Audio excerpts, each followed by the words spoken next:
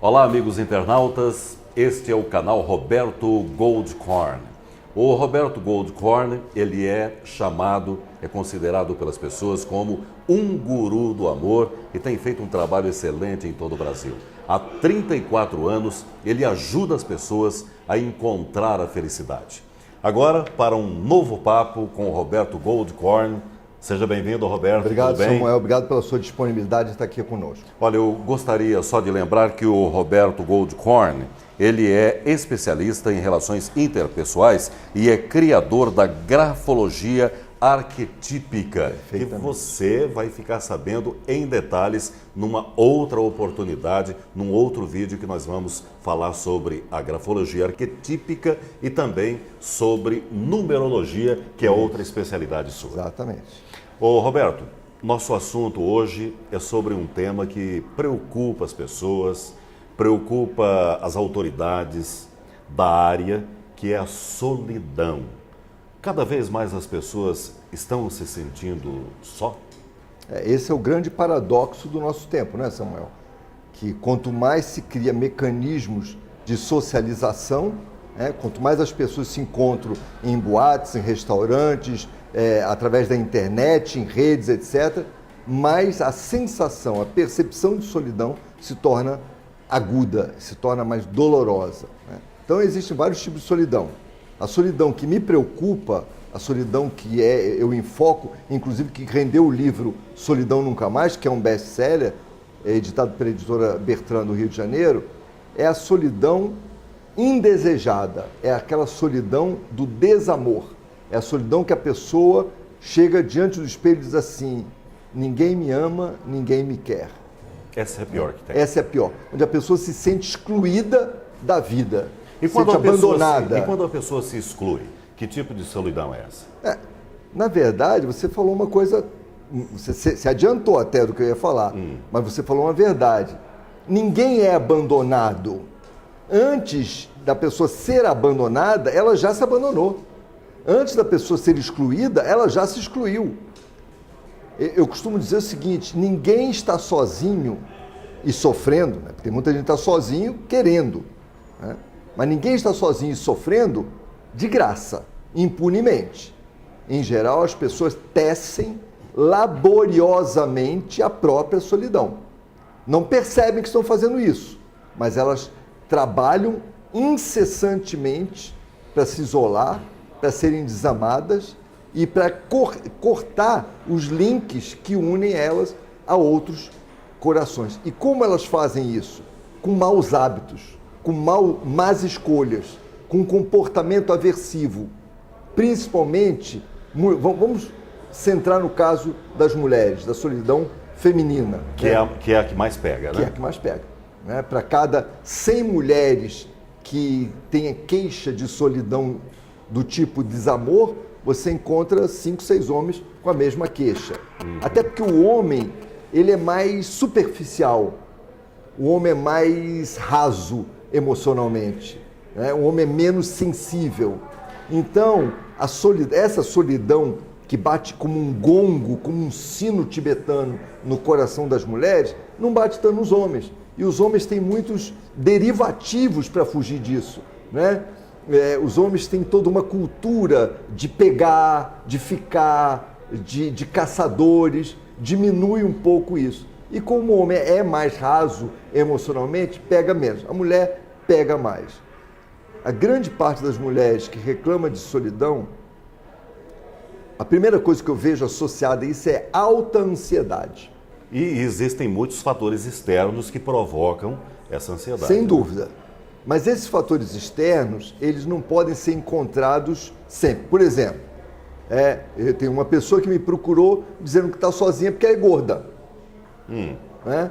Aí eu mostrei para ela as minhas amigas que são gordinhas, até mais que ela, felizes da vida e namorando. E me parece que existe uma porcentagem, eu não sei exatamente qual é essa porcentagem, de homens e de mulheres que têm preferência por pessoas com um pouco mais de peso. Claro, não é? Claro. Como tem homens que têm preferência por mulheres mais velhas. Exatamente. Você sabe que nos Estados Unidos tem 3 revistas de grande circulação dedicada só a mulheres mais velhas. Uma chama 40s, outra chama 50s e outra não me lembro o nome. Só de mulher de 40, só de mulher de 50. 50, 40, que são mais de 40, 50, mais de 50. Isso. E existe também uma outra publicação com mulheres com mais de 70 anos de idade. E que homens que gostam disso. Então, é verdade. Essa coisa de você dizer que você tem um handicap, que você manca de uma perna, ou que você é gordinha, ou que você é feinha, ou tem o nariz torto e por isso está sozinha, não é verdade. Existe público para todo tipo humano, para todo tipo de gente, de mulher, para todo tipo de cabelo, de cor de pele. Existe público para tudo. O problema está aqui dentro. E como eu te falei, a alta ansiedade é um problema gravíssimo que leva à solidão. O que é alta ansiedade? São mulheres que são treinadas para resolver tudo muito rapidamente. São mulheres que às vezes carregam nas costas muitas responsabilidades. Cuidar do pai velhinho, cuidar da mãe, cuidar do filho sem a ajuda de um marido, mulheres que têm que sobreviver sozinha. E isso gera muita ansiedade. Mas, na verdade, a ansiedade às vezes nasce com ela. E a mulher que tem alta ansiedade, ela fala demais. E a mulher que fala demais, ela dispersa energia. Ela não é magnética. Me mostra uma mulher que é uma metralhadora giratória, que é prolixa, que é verborrágica e que seja magnética, que tem aquela atração que o mistério traz. Não tem. O magnetismo, que é uma coisa que a gente vai falar muito, não só nesses vídeos, mas como no e-book que a gente vai lançar breve para vocês aí, o magnetismo, ele é muito frágil. E uma das coisas que esgota o magnetismo é a ansiedade. E a verborragia, falar, temer o silêncio, temer a pausa, é uma doença decorrente da alta ansiedade. Por falar em solidão, o que a gente observa é que muitos homens ou muitas mulheres que falam demais, isso ao invés de trazer as pessoas para próximas dela, acabam repelindo. Falei, fulano de tal tá vindo, aquele chato que fala, não para de falar. Isso também pode ser um fator que vá fazer com que essa pessoa se torne solitária amanhã ou depois? Claro. Eu fiz uma pesquisa informal com 50 homens na faixa etária entre 35 e 42 anos. E a pergunta que eu fiz foi o seguinte: por que é que você não telefona para ela no dia seguinte? Ou seja, saiu, dançou, brincou, foi para o motel, transou, no dia seguinte não liga. Essa é uma queixa que as mulheres me fazem, inclusive pessoas conhecidas, atores, atrizes, me fazem com muita mágoa. E por quê? Por quê? Eles não ligam. 75% das respostas, porque ela fala demais. Eu não aguento essa mulher no meu ouvido. E falar demais é a ponta do iceberg. O que está por baixo da água desse iceberg? Você já sabe. A alta ansiedade. Uma mulher muito ansiosa, quanto mais tempo ela fica carente de afeto, de amor, de sexo, mais ela vai com sede ao pote quando ela encontra alguém. E quando ela vai com muita sede, quando ela vai com alta ansiedade, quando ela vai com apetite devorador, ela assusta o homem. Porque o homem, essa fortaleza toda, é tudo fachada. O homem se assusta quando uma mulher é voraz, quando uma mulher parece querer consumi-lo. Ele se assusta, ele recua. Então, 75%. Por que você não liga? Porque ela fala demais. Os outros 25% estão por causa do cheiro, por causa do comportamento dela, porque ela sexualmente não é boa, não corresponde, porque ela me falou coisas desagradáveis na hora do rally-rola, Porque tem mulheres que não têm nem senso de noção e falam assim, mas você, com esse negocinho... O homem é muito frágil. O equilíbrio sexual do homem está muito ligado ao ego. Então, uma palavrinha deslocada do contexto, acabou. Quebrou aquele equilíbrio. Com tudo, né? No dia seguinte não vai ligar. O outro não vai ligar, e o outro não vai ligar, e o outro não vai ligar. Aí ela fica passando um tempo maior de privação, de prazer, de afeto. E quanto maior o tempo de privação, aumenta a ansiedade. E quanto mais ansiosa ela fica, mais prolixa, mais verborrágica. E tem mais uma coisa, Samuel, que é uma coisa incrível. A mulher que tem alta ansiedade, ela não sabe se concentrar. Esse é outro problema. Gravíssimo, que quando ela não se concentra, ela não vê o outro. Ela não vê o outro, ela não ouve o outro. E o homem, o segredo da conquista do homem é ouvi-lo. Por isso que no Japão existe uma instituição milenar das geishas. Todo mundo faz uma relação entre geisha e prostituta. Geisha não é prostituta. A geisha é uma mulher treinada para ouvir o seu cliente, para focar nele, para prestar atenção nele. A mulher que tem alta ansiedade, ela foca no consumir o outro, mas ela não quer ouvi-lo. Ela não quer colar coração com coração, porque o passo dela é dispersivo. A alta ansiedade faz com que tudo seja na vida dela fragmentada. Então ela quer falar, mas ela não quer ouvir. E qual é o homem que quer se relacionar com uma mulher que não olha para ele, que não ouve, e não é ouvir protocolarmente, como dizia o Roberto Freire, é ouvir criativamente, ouvir interessada, ouvir tentando entender. Esse é o grande segredo que eu acabei adiantando.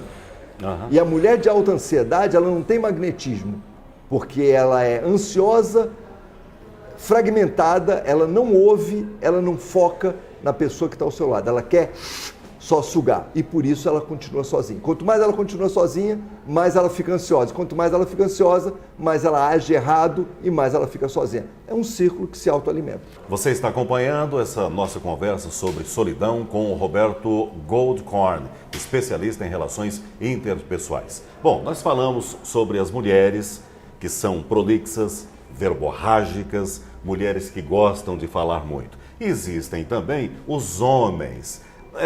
Como é que a mulher vê o comportamento do homem quando ele é assim? Não é tão pesado. Não é tão mais pesado. Suave. É mais suave, porque por uma questão simples, né? Os homens têm uma dinâmica yang. Tanto é que você vê que todo o processo da conquista é baseado na palavra do homem. Né? Como se diz em alguns lugares, a gente chama de chaveco. As técnicas, a cantada. Uhum. Quem é que faz mais, quem é que dá a cantada? É a mulher ou o homem? Hoje, é o homem. Hoje em dia, a mulher também, sim. Só que muito, muito menos, claro, né? Um número menor. Assim, tradicionalmente, culturalmente, cabe ao homem, né, a prerrogativa da cantada. O que é a cantada, senão o exercício da linguagem a favor da conquista e da sedução? Então, a verborragia no homem é grave? Porque o que as mulheres estão exigindo muito hoje dos homens? Ação. Então, não há... Atitude. Atitude. É uma palavra. A mulherada fala muito em pegada, né? Mas, então, não há tanto problema quanto há na mulher do homem falar muito, desde que ele não fique nas palavras. Desde que não seja só gogó. Se ele conseguir combinar falar, e o homem precisa de falar, por isso que a mulher precisa ouvir. Né? O magnetismo consiste, o truque em entrevistar. A mulher magnética, a mulher que não está sozinha, a mulher que atrai o homem que quer, ela tem que ter inteligência de sorrir e entrevistar o homem. O que você quer da vida? O que você pensa? Qual é a sua opinião sobre o amor, sobre a vida, sobre a alta do dólar? O que você acha de filhos? O que você acha da guerra da Crimeia? Então, a inteligência é essa. Então, o homem, por natureza, é yang. O yang é o extrovertido. O homem é flor, a mulher é semente. Agora, o homem que só fala, ele cai numa categoria também muito ruim. Né? É o garga, é o garganta. Se o homem falar, não tem nenhum problema, e souber agir, souber ter atitude, e mais ainda, vou mais fundo, se o homem falar e for coerente com aquilo que ele fala, não tiver papo de pescador, ele não está comprando o mesmo ticket para a solidão que a mulher. Então, falar para o homem, no problem. Né? Falar, mas agir, esse é o ideal, segredo, né? é o ideal. Né? E falar. Eu escrevi um livro chamado Assédio por Sedução, onde eu mostro que o homem desenvolve muito mais que a mulher a malandragem linguística. Uhum. Né? Até pela convivência, né? O homem é muito mais vendedor de ilusões do que a mulher. Né? E a mulher cai mais nisso do que o homem. Uhum. Então, é natural, é da natureza cultural do homem falar muito. Agora, como que a mulher deve agir num caso desse? A mulher deve ter capacidade de ouvir para ouvir criticamente o que o homem está dizendo, para ver se há coerência, se há convergência, se ele não se contradiz no próprio discurso. Ou se é só falar. Ou se é só falar mesmo. Né? Então, a mulher que ouve, ela tem todas as vantagens do mundo. Inclusive, ouvir criativamente pode preveni-la de entrar numa roubada, de ser vítima de um assediador, de um vendedor de castelos de ilusões, de um mentiroso, de um cara que amanhã vai humilhar, vai trair, vai enganar, vai roubar. Então, mas se ela fala muito, ela não tem oportunidade de ouvir o que o outro está dizendo. Exatamente. Então ela se torna uma vítima muito mais frágil, muito mais fácil do que a mulher que para, engole a sua ansiedade e ouve e tenta entender o discurso daquele que está do lado dela. É verdadeiro, é falso, é incoerente. Através de ouvir, ela tem a chave do coração e da alma do outro. Roberto, é só para a gente concluir. A solidão junto com autoestima e solidão junto com baixa estima. Há uma diferença aí. Uma coisa não tem correlação com a outra exatamente. Não tem, porque pode parecer que é igual, porque a palavra é a mesma, né? Solidão. Mas uma pessoa que tem uma autoestima e está só, ela vive uma realidade absolutamente diferente daquela que tem uma baixa estima e está só. A que tem uma baixa estima e está só, vê a solidão como uma coisa, uma nuvem pesada, carregada, como um infortúnio, como uma maldição. E que pode ter uma decorrência muito grave por conta disso. Uma pessoa que tem autoestima e está sozinha, ela vê nisso uma oportunidade de fazer coisas que, se ela tivesse acompanhada, não poderia. Ela vê nisso uma oportunidade de estudar, de conhecer outras pessoas, de ter uma vida social melhor, de se melhorar como gente, de arrumar a casa. Uma pessoa que tem baixa autoestima e está sozinha, ela está desesperada para trazer alguém, para preencher aquele vazio. Exato. E, na verdade, se ela fizer isso, ela vai cair num precipício, num buraco. Porque uma pessoa de baixa autoestima está com a casa desarrumada, está com uma pilha de louças sujas para lavar, tem roupa jogada por tudo quanto é canto, a calcinha está pendurada lá há 3 dias, o sofá tem um buraco. Como é que eu vou trazer alguém para minha casa nesse estado de coisas? Quem é que vai aceitar ficar numa casa suja, desarrumada, depressiva? Só um doente. E aí se alimenta aquele ciclo de doença atrai doença, solidão atrai solidão, rancoroso atrai rancoroso. E por aí afora. E por aí afora. Bom, só para concluir, qual o seu conselho para quem está acompanhando a gente hoje e que sente que está vivendo na solidão, gostaria de sair desse estado, desta situação e não consegue? Qual o seu conselho? Meu conselho é o seguinte: primeiro você tem que tomar a decisão de parar com isso. Nesse momento você tem que chegar para você e dizer assim: eu não quero mais isso. E o que significa não querer mais isso? É não querer continuar vivendo isso que você está vivendo. E para não continuar vivendo isso que você está vivendo, a infelicidade, o desamor, a solidão, você tem que voltar nos seus passos. Porque ninguém impôs isso a você. Você construiu isso. Então desconstrua. Trabalhe a ansiedade. Mude o comportamento em relação às pessoas. Aprenda a se relacionar com outros homens. Aprenda a ser simpática. Aprenda a ouvir. Aprenda a entender a dinâmica do universo masculino. Contenha a sua ansiedade. Sorria. Não leve para a pessoa que você está se relacionando esse seu universo pesado. O homem que está com você, ele não é seu terapeuta. Ele não é seu pai. ele não é o padre confessor.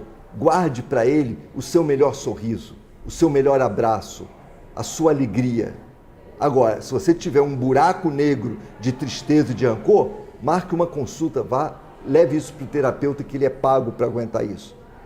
Para a pessoa que você quer que fique ao seu lado, só alegria, só sorriso, só alto astral. Aí você tem chance de ser feliz no amor. Roberto, só para lembrar as pessoas que estão acompanhando a gente neste vídeo, todas as perguntas que vocês fizerem, o próprio Roberto faz questão de responder a todas elas. A todas elas. Escreva, aqui embaixo tem um lugarzinho para se escrever, perguntas, críticas, questões, desabafos. Vou responder a todo mundo. Essa é uma maneira que eu tenho de agradecer a audiência de vocês e de manter esse vínculo com vocês, que eu quero que seja longo, permaneça por muito tempo. Até o nosso próximo encontro. Obrigado, Roberto. Obrigado a você, Samuel, mais uma vez.